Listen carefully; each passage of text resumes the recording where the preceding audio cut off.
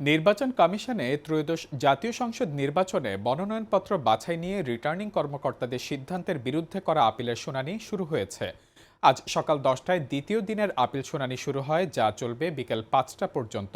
EC সূত্র জানায়, আজ 141 থেকে 210 নম্বর আপিলের শুনানি অনুষ্ঠিত হবে।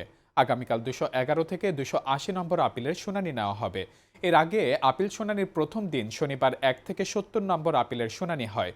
এদিন জামায়াতে ইসলামীর সহকারী সেক্রেটারি জেনারেল হামিদুর রহমান আজাদ, স্বতন্ত্র প্রার্থী তাসনিম জারা সহ 51 জন প্রার্থিতা ফিরে পেয়েছিলেন। 15টি নামঞ্জুর ও 3টি আবেদন অপেক্ষমান রাখা হয়। রোববার দ্বিতীয় দিনে 70 জনের আপিল শুনানির বিপরীতে নাগরিক ঐক্যের সভাপতি মাহমুদুর রহমান মান্না সহ আরও 58 জন প্রার্থিতা ফিরে পান।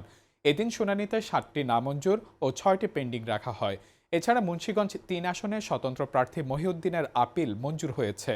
প্রার্থিতা প্রত্যাহারের শেষ সময় 20 জানুয়ারি, ভোট গ্রহণ হবে 12 ফেব্রুয়ারি।